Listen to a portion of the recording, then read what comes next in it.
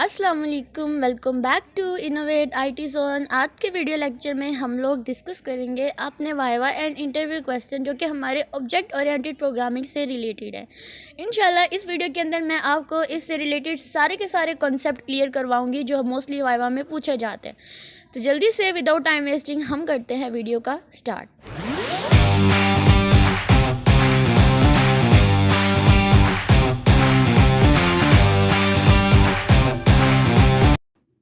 तो सबसे पहले जो हम क्वेश्चन डिस्कस करेंगे वो आता है क्लासेस एंड ऑब्जेक्ट। तो ऑब्जेक्ट ओरिएंटेड प्रोग्रामिंग के अंदर हमारे पास सबसे ज़्यादा इम्पोर्टेंट एक ये है कि हमें प्रोग्रामिंग लैंग्वेज आनी चाहिए और दूसरा ये कि हमें क्लासेस एंड ऑब्जेक्ट्स का पता आना, जो कि सबसे ज़्यादा मेन चीज़ इसके अंदर आती है वो होती है क्लासेस एंड ऑब्जेक्ट। अब क्लासेस क्या होती हैं और ऑब्जेक्ट क्या होते हैं, इन दोनों के दरमियान में डिफरेंस क्या होता है। क्लासेस एक ब्लूप्रिंट होता है, यानी कोई भी स्ट्रक्चर होता है। जैसे अगर आपने कोई कार बनानी है तो उस कार को बनाने से पहले आप उसका कोई डिज़ाइन बनाओगे, कोई उसका ब्लूप्रिंट बनाओगे। यानी आप फॉर एग्जांपल आप कोई मैप बनाते हो, नक्शा बनाते हो कार का, तो आप वो नक्शा जो होता है, वो जो मैपिंग होती है उस चीज़ को हम ब्लूप्रिंट बोलते हैं।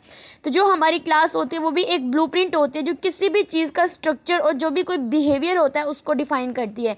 यानी अगर हम कार के बारे में लिख रहे हैं, उसका एक स्ट्रक्चर बना रहे हैं, तो उसके अंदर हम लिखते हैं कि कार के टायर जो हैं वो चलेंगे कैसे, इसमें हॉर्न कैसे होगा, इसमें अगर हमने डोर ओपन करना है तो वो कैसे होगा। ये सारा एक ब्लूप्रिंट में आ जाता है, एक स्ट्रक्चर में आ जाता है। तो हमारे पास जो क्लास होती है वो भी बिल्कुल एक एज अ ब्लूप्रिंट ही काम करती है। किसी भी चीज़ का जो स्ट्रक्चर होता है, उसका बिहेवियर होता है, उसको डिफाइन करती है। यानी आप इन अदर वर्ड आप ये कह सकते हैं कि ये एक टेम्पलेट की तरह काम करता है जो किसी भी प्रॉपर्टीज़ और जो भी मेथड्स होते हैं उनको डिफाइन करता है। प्रॉपर्टीज़ का मतलब होता है कोई कैरेक्टरिस्टिक्स होते हैं, कोई खसूसियत होती है। जैसे अगर हम लिखेंगे कि डोर कलर जो है वो वाइट होना चाहिए, तो ये उसकी एक प्रॉपर्टी होनी चाहिए, प्रॉपर्टी होती है, ठीक है। और अगर मेथड की बात करते हैं, फंक्शंस को ही हम मेथड बोलते हैं कि कार जो है वो मूव करनी चाहिए, तो मूव कार का हम एक फंक्शन बना देते हैं, तो इसका मतलब होता है वो मेरे पास एक मेथड होता है। तो हमारे पास क्लास एक टेम्पलेट होता है, एक ब्लूप्रिंट होता है, एक स्ट्रक्चर होता है जो किसी भी चीज़ की जिसके बारे में हमने क्लास बनाई है, जिसकी मैपिंग की है, उसकी प्रॉपर्टीज़ और उसके मेथड्स को डिफाइन कर दी है। उसके बाद अगर हम लोग ऑब्जेक्ट बोलते हैं तो किसी भी क्लास का एक यूनिट होता है, एक इंस्टेंस होता है जो मेमोरी में एक रियल एंटिटी बन जाता है और क्लासेस की प्रॉपर्टीज़ और मेथड को एक्सेस कर सकता है। अब मैंने बात की थी कि हमारे पास क्लासेस सिर्फ एक स्ट्रक्चर प्रोवाइड करती हैं, यह हमें बताता है कि इसके अंदर क्या कलर है, क्या क्या इसके अंदर मेथड्स और फंक्शंस हैं। जबकि जो ऑब्जेक्ट होता है उसको बिल्कुल एक एज अ इंस्टेंट के तौर पे काम करता है कि उसको एज उसके बिहेवियर को, उसके जो भी स्ट्रक्चर होता है उसको एक्सेस कर लेता है, उसको रियल वर्ल्ड में काम करने के काबिल बनाता है। जैसे अगर हम लोग कोड लिखते हैं, कोई भी कोड लिखते हैं, तो उसके अंदर जब तक हम लोग, यानी सी प्रोग्रामिंग अगर आपने ऊपर पढ़ी है उसका आपको सिंपल कोड करना भी आता होगा। अगर नहीं तो आप इस प्लेलिस्ट पे जाए, आपको सिंपल जो है स्टार्टिंग से मिल जाएगा। अगर तो आप लोगों ने जब तक ऑब्जेक्ट नहीं बनाएंगे आपको आपकी आउटपुट नहीं मिलेगी। चाहे आपने क्लास के अंदर बड़े ज़्यादा फंक्शंस लिखे हैं, बड़े अच्छे तरीके से उसके प्रॉपर्टीज़ लिखी हैं, जब तक आप ऑब्जेक्ट नहीं बनाएंगे किसी क्लास का और फिर उन मेथड्स को, उन फंक्शंस को, उन प्रॉपर्टीज़ को आप कॉल नहीं कराएंगे अपने ऑब्जेक्ट के, तो तब तक आप अपनी क्लास का आपकी क्लास किसी काम की नहीं। जस्ट वो एक स्ट्रक्चर प्रोवाइड करेगी, कोई चीज़ को रन नहीं करेगी। तो आपको किसी चीज़ को रन करने के लिए, किसी मेथड्स को एक्सेस करने के लिए, उसको रियल एंटिटी को बिहेव कराने के लिए, उसको मेमोरी के अंदर स्टोर कराने के लिए आप ऑब्जेक्ट का यूज़ करते हैं। उसके बाद अगर वाइवा में क्वेश्चन पूछना तो आपने ये बताना है कि क्लास हमारे पास एक ब्लूप्रिंट होता है। वो ये पूछेंगे ब्लूप्रिंट क्या होता है, आपने कहा किसी भी चीज़ का स्ट्रक्चर होता है जिसके अंदर उस चीज़ का वो चीज़ काम कैसे करेगी, उसके मेथड्स क्या है, उसकी प्रॉपर्टीज़ क्या है, उसको डिफाइन करती है। जबकि हमारे पास जो ऑब्जेक्ट होते हैं वो इस क्लास का एक इंस्टेंस होता है जो कि उनके मेथड और जो भी प्रॉपर्टीज़ होती हैं, उनके बिहेवियर्स होते हैं, उनको एक्सेस करता है और उनको काम करने के काबिल बनाता है। उसके बाद है can you explain the process of object initialization. यानी हमारा क्वेश्चन ये है कि जो आपसे सर होते हैं वो आपसे क्वेश्चन पूछ सकते हैं कि ऑब्जेक्ट इनिशियलाइजेशन का तरीका क्या है, आप कैसे उसको इनिशियलाइज करेंगे। तो आपको पता होना चाहिए कि ऑब्जेक्ट इनिशियलाइजेशन का मतलब होता है कि क्लास के जो भी एट्रीब्यूट्स होते हैं उनको सेट करना होता है जब हम ऑब्जेक्ट बनाते हैं। तो ऑब्जेक्ट को इनिशियलाइज करने का तरीका ये होता है सिंपल, हम लोग क्लास का जो नेम होता है वो लिखते हैं और आगे कोई भी ऑब्जेक्ट नेम लिख देते हैं। फॉर एग्जाम्पल मेरी क्लास का नेम है फ्रूट, तो मैंने आगे उसका ऑब्जेक्ट बना दिया एफ के नाम से। तो क्या हुआ, ये एक क्लास का ऑब्जेक्ट बन गया। इस तरह से फ्रूट के अंदर क्या प्रॉपर्टीज़ होती हैं, क्या उसके मेथड्स होते हैं कि फ्रूट को हम कट कर सकते हैं, और इसकी प्रॉपर्टी होती है फ्रूट का कलर क्या है। तो इन चीज़ों को एक्सेस करने के लिए हम लोग एफ ऑब्जेक्ट का यूज़ करेंगे। ठीक है, ये सिंपल सी एग्जाम्पल थी। उसके बाद हमारे पास क्वेश्चन पूछा जा सकता है कि इनकैप्सुलेशन क्या है और ये ऊप में क्यों ज़रूरी क्यों है। अब इनकैप्सुलेशन का मतलब होता है कि जो भी डाटा होता है, जो भी मेथड्स होता है, उसको एक सिंगल यूनिट में रैप करना होता है। जैसे अगर हम रियल वर्ल्ड एग्जांपल लेते हैं, आपने कैप्सूल यूज़ करते हैं ना, आप मेडिसिन में कैप्सूल लेते हैं तो आपने देखा होगा कि ऊपर से वो एक कैप्सूल है, रैपर है, लेकिन अंदर उसके असल मेथड होता है जो उन्होंने हाइड किया होता है, यानी यूज़ करने वाले से उन्होंने उस चीज़ को हाइड किया होता है कि इसके अंदर क्या है। हम फिर भी उसको खोल के देख लेते हैं। लेकिन प्रोग्रामिंग में इनकैप्सुलेशन का मतलब होता है कि हमने एक सिंगल यूनिट के अंदर आपने कोड को रैप किया होता है, उसको क्लोज किया होता है, उसको कैप्सूल की फॉर्म में लिखा होता है, यानी जो हमारे प्राइवेट डाटा को डायरेक्टली एक्सेस नहीं कर सकते हैं, इस चीज़ को हम लोग इनकैप्सुलेशन कहते हैं। और ये ऊप में क्यों ज़रूरी है, ये ऊप में इसलिए ज़रूरी है कि हम अपने डाटा की इंटेग्रिटी और उसकी सिक्योरिटी को मेंटेन कर सकें। ठीक है, और इसके लिए हम लोग गेटर एंड सेटर, जो हमारे पास जितने भी गेटर एंड सेटर आप लोगों ने अगर यूज़ किए हैं डाटा को गेट करने के लिए, उनको सेट करने के लिए, तो ये हमारी इनकैप्सुलेशन का ही होता है। अब अगर हम देखें कि हमारे पास गेटर एंड सेटर मेथड का क्या रोल है और क्यों यूज़ करते हैं, तो गेटर और सेटर मेथड जो होते हैं ये प्राइवेट डाटा मेंबर को एक्सेस और मॉडिफाई करने के लिए होते हैं। यानी हमने प्राइवेट में डाटा मेंबर्स रखे होते हैं, इनको एक्सेस करने के लिए हम लोग गेटर एंड सेटर मेंबर का फंक्शन जो होते हैं उनका यूज़ करते हैं।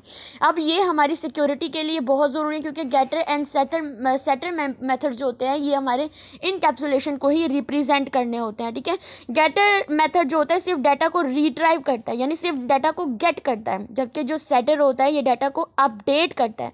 यानी डाटा सिक्योरिटी और जो भी इनकैप्सुलेशन होती है उसको इंश्योर करने के लिए हम लोग गेटर एंड सेटर मेथड का यूज़ करते हैं, और ये इसीलिए इंपॉर्टेंट है। उसके बाद हमारे पास आता है कि कंस्ट्रक्टर और डिस्ट्रक्टर में क्या डिफरेंस होता है और ये कब कॉल होते हैं। ये बहुत इंपॉर्टेंट क्वेश्चन है, बहुत दफ़ा पूछा गया है। इनकैप्सुलेशन भी बहुत इंपॉर्टेंट है और कंस्ट्रक्टर और डिस्ट्रक्टर में क्या डिफरेंस है, और सबसे इंपॉर्टेंट क्लासेस एंड ऑब्जेक्ट के बारे में। तो कंस्ट्रक्टर वो फंक्शन होता है जब आप ऑब्जेक्ट को क्रिएट करने पर जो ऑटोमेटिकली कॉल होता है और इनिशियल वैल्यूज़ इसकी सेट करता है। ठीक है, यानी हम एक ऑब्जेक्ट बनाते हैं, मैंने बताया फ्रूट का ऑब्जेक्ट बनाया और इसमें मैंने एफ के नाम फ्रूट क्लास और मैंने इसका ऑब्जेक्ट बना दिया है एफ।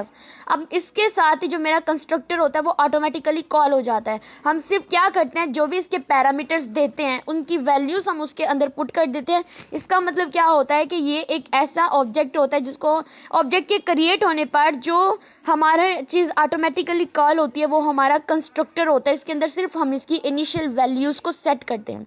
जबकि कंस्ट्रक्टर का मतलब होता है बनना, कंस्ट्रक्ट करना, तामीर करना, जबकि जो डिस्ट्रक्टर होता है इसका मतलब होता है डिस्ट्रॉय करना। यानी फंक्शन हो या कोई भी ऑब्जेक्ट होते हैं उसको ऑब्जेक्ट के कॉल होने पर जो चीज़ डिस्ट्रॉय कर देती है हमारे फंक्शंस को वो होता है हमारा डिस्ट्रक्टर। ठीक है, जितनी भी बैकएंड पे मेमोरी होती है, जो भी रिसोर्सेज होती हैं मेमोरी के अंदर, उन सबको ये फ्री करने का काम करता है हमारा डिस्ट्रक्टर। ठीक है, अब आपको पता है ना कंस्ट्रक्टर डिस्ट्रक्टर का साइंटिक सेम है, सिर्फ डिस्ट्रक्टर के साथ हम लोग टिल्ड साइन करते हैं, उसका यूज़ कर देते हैं। उसके बाद हमारे पास आता है रिसोर्सेज मैनेजमेंट क्या होते हैं। इसमें हमारे पास जो क्वेश्चन मोस्टली पूछे जाते हैं वो दो तरह के क्वेश्चन पूछे जाते हैं। एक ये है कि जो मेमोरी एलोकेशन और डी एलोकेशन है इसका प्रोसेस ऊप में कैसे हैंडल होता है। ये क्वेश्चन इंटरव्यू क्वेश्चन है और वाइवा में भी पूछा जा सकता है। तो हमें पता होना चाहिए कि जब मेमोरी हम लोग एलोकेट करते हैं तो इसके लिए हम लोग एक वर्ड यूज़ करते हैं, कीवर्ड यूज़ करते हैं न्यू ऑपरेटर भी है, कीवर्ड भी इसका हम यूज़ करते हैं जो कि डायनामिकली मेमोरी को एलोकेट करते हैं। यानी डायनामिकली मेमोरी एलोकेट का मतलब होता है ये ऑटोमेटिकली यानी रन टाइम पे मेमोरी को ये एलोकेट कर देते हैं।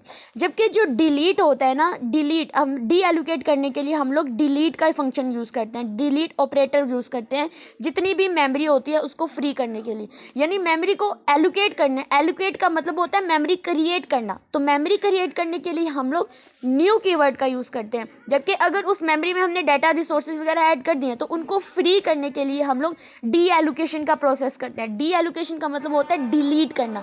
इसके लिए जो ऑपरेटर हम यूज़ करते हैं सिंपली हम लोग डिलीट लिख देते हैं। ठीक है, इस तरह से ऑब्जेक्ट ओरिएंटेड प्रोग्रामिंग के अंदर हम लोग जो है एलोकेशन और डी एलोकेशन का फंक्शन जो होता है या जो भी ऑपरेशन होता है उसको हैंडल करते हैं।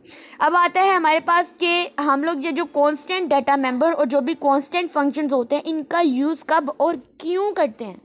तो कांस्टेंट डाटा मेंबर जो होता है ये उन वेरिएबल्स के लिए होते हैं जो सिर्फ एक दफ़ा सेट होने होते हैं, यानी कांस्टेंट रहते हैं, इनको चेंज नहीं किया जाता है। ठीक है, ऐसे डाटा मेंबर जिनको हम चेंज नहीं करना चाहते हैं, हम उनको सिर्फ एक ही दफ़ा लिखना चाहते हैं, हम उसके साथ कांस्टेंट लिख देते हैं।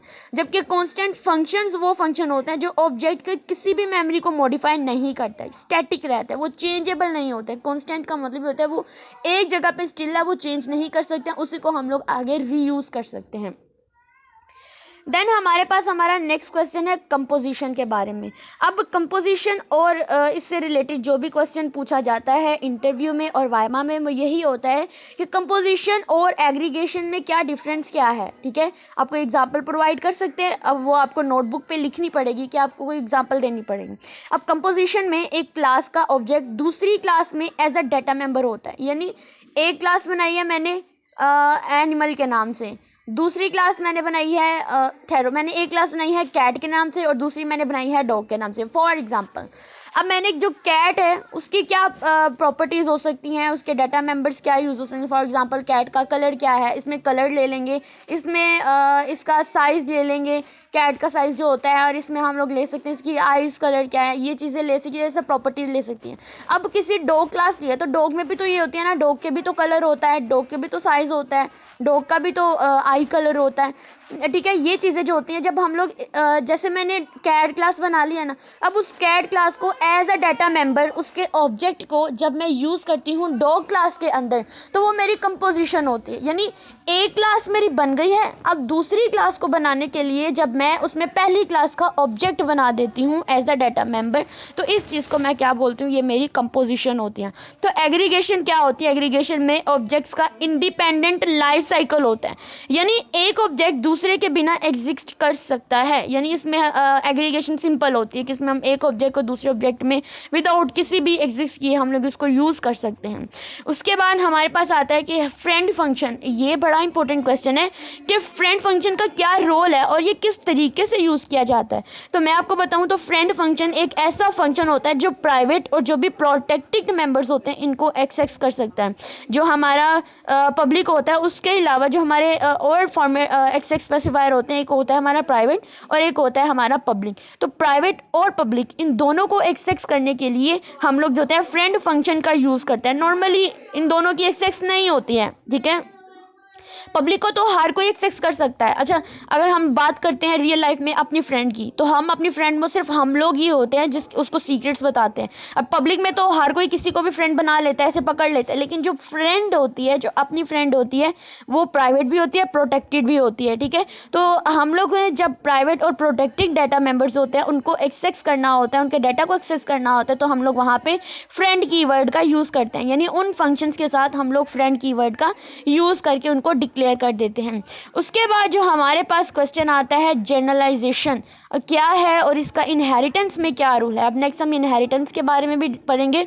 तो जनरलाइजेशन का मतलब होता है जनरल, यानी कॉमन, किसी पेरेंट क्लास में ऐसी करैक्टरिस्टिक जो कि हम लोग चाइल्ड क्लास में भी इनहेरिट करते हैं।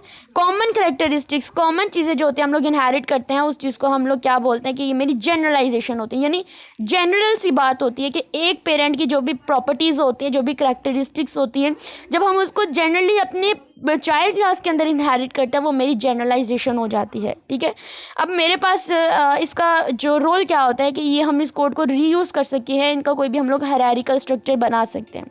अब हमारे पास आता है इनहेरिटेंस। अगर मैं इनहेरिटेंस की बात करती हूँ तो इनहेरिटेंस का मतलब क्या होता है कि पेरेंट क्लास से जो भी उसका प्रॉपर्टीज़ होती हैं, उसके मेथड्स होते हैं, जब हम लोग उनको चाइल्ड क्लास के अंदर जो इनहेरिट कर देते हैं, जैसे अगर रियल लाइफ एग्जांपल लेते हैं तो हमारे जो भी ग्रैंडफादर होते हैं उनकी जो भी प्रॉपर्टी होती है, उनकी जायदाद होती है, वो आगे उनके बच्चों में ही इनहेरिट होनी होती है ना, फिर उनके बच्चों ने, ये इनहेरिटेंस का हमारे पास एक तरीका आ जाता है। इसमें हमारे पास सबसे इंपॉर्टेंट क्वेश्चन जो पूछा जा सकता है वो होता है मल्टी लेवल और मल्टीपल इनहेरिटेंस में। अब आप लोग तो कंफ्यूज होंगे कि मल्टी लेवल और मल्टीपल इनहेरिटेंस ये क्या होते हैं। तो मल्टी लेवल इनहेरिटेंस में एक क्लास दूसरे से इनहेरिट करती है, फिर उसका चाइल्ड भी उसी से इनहेरिट कर सकता है, जबकि मल्टीपल इनहेरिटेंस में एक क्लास दो या ज़्यादा क्लासेस से इनहेरिट करती है। यानी इसमें ये होता है ना कि पेरेंट मल्टी लेवल में होता है लेवल बाय लेवल, यानी एक चाइल्ड जो होता है वो अपने पेरेंट क्लास से ही अपने जो करैक्टरिस्टिक्स होते हैं उनको इनहेरिट करता है। जबकि मल्टीपल में क्या होता है कि इसमें बच्चा एक होता है लेकिन पेरेंट क्लासेस दो होती हैं। जब एक चाइल्ड क्लास दो क्लासेस को एक्सेस कर रहा होता है तो मोस्टली हम लोग मल्टीपल जो इनहेरिटेंस होते हैं इसका यूज़ ज़्यादा नहीं करते हैं, क्योंकि हमारे रियल लाइफ में भी ये ज़्यादा एग्जिस्ट नहीं करता है। जस्ट इसको एज अ प्रोग्रामिंग में उन्होंने नाम दे दिया हुआ है, लेकिन इसका कोई ज़्यादा बेनिफिट नहीं होता है। उसके बाद अगर हम लोग मल्टीपल इनहेरिटेंस के कुछ इश्यूज़ क्या हैं और कैसे हैंडल किए जा सकते हैं, अब इसमें इश्यूज़ आते हैं। ठीक है, अब मल्टीपल इनहेरिटेंस में एम्बिग्युइटी का इशू हो सकता है। जैसे अगर हम बात करते हैं, मैंने बताया कि एक चाइल्ड है, उसके दो पेरेंट्स हैं, अब उसको समझ ही नहीं आएगी कि वो किस पेरेंट की करैक्टरिस्टिक्स को अपने अंदर इनहेरिट करें। तो ये इश्यूज़ आते हैं और इनको सॉल्व करने के लिए हम लोगों को वर्चुअल इनहेरिटेंस यानी वर्चुअल फंक्शंस होते हैं उनका यूज़ करना पड़ता है। तो उसके बाद हमारे पास जो आता है कि रन टाइम पॉलीमॉर्फिज्म्स क्या है और कैसे अचीव होती है। अब पॉलीमॉर्फिज्म में हमारे पास दो तरह की होती है, एक होती है रन टाइम, एक होती है कंपाइल टाइम। तो रन टाइम पॉलीमॉर्फिज्म वो कंसेप्ट होता है जिसमें हम लोग फंक्शंस ओवरराइडिंग करते हैं। अब इसके ऊपर मेरे पास डिटेल्ड में वीडियोज़ हैं, अगर आप लोग देखना चाहें तो आप ज़रूर देखें। मेरी प्लेलिस्ट है इसके ऊपर, इन पॉलीमॉर्फिज्म के ऊपर पूरा लेक्चर बना हुआ है, आप ज़रूर देखें उसको। तो रन टाइम पॉलीमॉर्फिज्म में वो कंसेप्ट होता है जिसमें फंक्शन ओवरराइडिंग होती है, यानी एक जो भी डिराइव्ड क्लास होती है, जो पेरेंट क्लास होती है, उसमें जो बेस क्लास का जो फंक्शंस होता है चाइल्ड क्लास में जब हम लोग बेस क्लास का फंक्शन को ओवरराइड करते हैं, यानी डायनामिकली ये रन टाइम पे डिसाइड होता है कि कौन सा फंक्शन कॉल होगा। अब इन सब के जो लिंक्स हैं वो आपको मैं डिस्क्रिप्शन बॉक्स में ज़रूर दूंगी, आप मेरी वो वीडियो ज़रूर देखें, आपको इंशाल्लाह ताला ज़रूर इन चीज़ की क्लैरिटी होगी। अच्छा, डिज़ाइन पैटर्न जो होते हैं इसमें सिंगलेटन पैटर्न क्या होता है और हम किस तरह से इसको इम्प्लीमेंट करते हैं। तो सिंगलेटन पैटर्न जो होता है ये वो डिज़ाइन पैटर्न है जो एक क्लास के सिर्फ एक इंस्टेंस बना देता है, यानी सिंगल से एक क्लास का सिर्फ एक ऑब्जेक्ट बनता है। इस चीज़ को हम बोलते हैं ये सिंगलेटन होता है। ठीक है, अब ये यूजुअली जो प्राइवेट कंस्ट्रक्टर जो भी स्टैटिक इंस्टेंस फंक्शंस होते हैं इनसे इंप्लीमेंट होते हैं। अगर हम प्रॉक्सी पैटर्न या जो भी अडेप्टर पैटर्न होते हैं इनकी बात करें तो प्रॉक्सी पैटर्न में एक रिप्रेजेंटेटिव ऑब्जेक्ट होता है जो एक्सेस को कंट्रोल करता है, जबकि जो अडेप्टर पैटर्न होता है ये एक इंटरफेस प्रोवाइड करता है, यानी अडेप्ट करना होता है किसी चीज़ को। ठीक है, ये जो भी क्या बोलते हैं इसको, जो कंपैटिबल नहीं होते हैं टास्क, उनको करने के लिए हम लोग अडेप्टर रहते हैं। अडेप्टर का मतलब होता है किसी चीज़ को अडेप्ट कर लेना। ठीक है, अब ये मोस्टली क्वेश्चन पूछे नहीं जाते हैं, आपने ये इसको स्किप कर देना जो डिज़ाइन पैटर्न होता है, लेकिन आपने फिर भी अपने माइंड में रखना। सिंगलेटन का मतलब होता है सिंगल से निकला, यानी एक जो सिंगल क्लास होती है उसका एक ही ऑब्जेक्ट होता है। प्रॉक्सी का मतलब क्या होता है कि प्रॉक्सी में एक रिप्रेजेंटेटिव ऑब्जेक्ट होता है जो सिर्फ एक्सेस को कंट्रोल करता है, जबकि अडेप्टर का मतलब होता है एक इंटरफेस प्रोवाइड करना होता है ताकि जो भी इनकम्पैटिबल इंटरफेस होते हैं उनको कंपैटिबल बनाया जा सके। ठीक है, इसका ये यूज़ होता है। और नेक्स्ट अगर हम लोग बात करते हैं, हमारे पास आता है टेम्पलेट्स, तो इसके बारे में भी इतना नहीं पूछा जाता है। मोस्टली मैंने ये क्वेश्चन वो लिखे हैं जो ज़्यादातर इंटरव्यू में पूछे जाते हैं, मोस्टली इनके बारे में नहीं पूछा जाता है। तो टेम्पलेट्स बेसिकली कोई भी जेनेरिक प्रोग्रामिंग को लो करते हैं, यानी फंक्शन और जो भी क्लासेस होते हैं उसको मल्टीपल डाटा टाइप्स के साथ जो होते हैं वो यूज़ कर सकते हैं विदाउट हम लोग, यानी बार बार लिखना नहीं पड़ता उसमें, हम सिर्फ एक ही टी का टेम्पलेट लेते हैं, उसके साथ ही हम लोगों डाटा टाइप्स को एक्सप्लेन कर देते हैं। तो इस चीज़ को भी आप लोगों ने जो है वो थोड़ा स्किप करना है, तो ये नहीं पूछे जाते हैं हमारे वाईवा के अंदर। अगर हम अपने आउटलाइन हमारे जितने भी मैनुअल्स हैं उनकी बात करते हैं तो उसमें मोस्टली टेम्पलेट्स ही यूज़ किए जाते हैं। अगर डाटा स्ट्रक्चर आप पढ़ेंगे तो उनमें भी जो है वो आपके टेम्पलेट्स ही यूज़ हुए होते हैं। उसके बाद हमारे पास जो होता है एक्सेप्शन हैंडलिंग से रिलेटेड हमारे पास क्वेश्चन आता है। तो एक्सेप्शन हैंडलिंग क्या होती है, इसका क्या पर्पज़ है, अगर इस चीज़ को मैं एक्सप्लेन करूँ आपको तो एक्सेप्शन हैंडलिंग यानी इसका मतलब होता है कि जो भी एरर्स होते हैं उनको हैंडल करना। ठीक है, सी के अंदर हम लोग ट्राई, कैच और थ्रो फंक्शंस होते हैं, कीवर्ड्स होते हैं, इनका यूज़ करते हुए इनको हम लोग इम्प्लीमेंट करते हैं अपने एक्सेप्शन हैंडलिंग को। जितने भी एरर्स होते हैं, अनएक्सपेक्टेड एरर्स होते हैं जिनकी एक्सेप्ट हमें पता ही नहीं होता उन्होंने अगर करना है, तो उसके लिए हम लोग फिर जब एरर्स आते हैं तो प्रोग्रामिंग को क्रैश ना करना हो तो हम तब वहाँ पर जाकर एक्सेप्शन हैंडलिंग का यूज़ करते हैं। उसके बाद हमारे पास आता है try, catch and throw keywords होते हैं, इनका क्या रोल होता है। ट्राई का मतलब होता है वो ब्लॉक जो होता है वो कोड, ऐसा कोड होता है जिसमें हम लोग एरर आ सकते हैं। ट्राई में होता है एरर आ सकते हैं। थ्रो का मतलब होता है कि एरर्स को जनरेट करना, जबकि कैच का मतलब होता है कि उनको कैच करना, एरर को कैच करके, जैसे मैं ट्राई करती हूँ, ट्राई थ्रो एंड कैच। देखो मैंने ट्राई, एक बॉल पकड़ी है अपने हाथ में, अब इस बॉल को मैंने फेंकना है, समझो वो बॉल एक एरर है, अब मैंने उस एरर को ट्राई करना है, ठीक है, दूसरी की तरफ। फिर होता है थ्रो। थ्रो जब उस ट्राई वाले को पकड़ता है, इसका मतलब होता है अब उसने एरर उस थ्रो वाले को दे दिया है, थ्रो वाले ने पकड़ कर डालना है, कैच वाले को देना है, यानी कैच वाले का मतलब होता है कि उसने अब एरर को पकड़ के हैंडल कर लिया है, अब इस एरर को वो कहीं जाने नहीं देगा, बाकी सारे प्रॉब्लम जो प्रोग्राम होता है उसको ईजिली वो एरर फ्री बनाकर उसको इम्प्लीमेंट करा देता है। ये चीज़ होता है ट्राई कैच एंड थ्रो के अंदर। अगर हम लोग नेक्स्ट हमारे पास जो क्वेश्चन मोस्टली पूछा गया है, स्टैंडर्ड एक्सेप्शन और कस्टम एक्सेप्शन में क्या डिफरेंट होता है, तो ये आप लोगों के लेवल का क्वेश्चन नहीं है, आप लोग इसको स्किप भी कर सकते हैं, बट मैं फिर भी बता देती हूँ। स्टैंडर्ड एक्सेप्शन वो प्री डिफाइंड एक्सेप्शन होती हैं जो हमारे C++ में एक STL होता है उसमें यूज़ होता है, यानी STD जो होते हैं एक्सेप्शन, इस तरह से हम लोग करके उसको जो स्कोप रेजोल्यूशंस होते हैं उनका यूज़ करते हुए हम लोग यूज़ करते हैं। जबकि जो कस्टम एक्सेप्शन होती हैं ये वो हैं जो प्रोग्रामर्स अपने स्पेसिफिक एरर्स को हैंडल करने के लिए डिफ़ाइन करते हैं। तो यही मेरे आज के क्वेश्चन थे और ये मैंने आपके सामने वो वाले एक्सप्लेन किए हैं जो हमारे वाइवा क्वेश्चन में और हमारे जो भी इंटरव्यू क्वेश्चन होते हैं उनके अंदर पूछे जाते हैं। इससे रिलेटेड अगर आपको कोई भी क्वेश्चन होता है, कोई भी क्वेरी होती है, आप मुझे ज़रूर कमेंट सेक्शन में पूछें, और वीडियो अच्छी लगी हो तो वीडियो को ज़रूर लाइक करें, और थैंक यू फॉर वॉचिंग।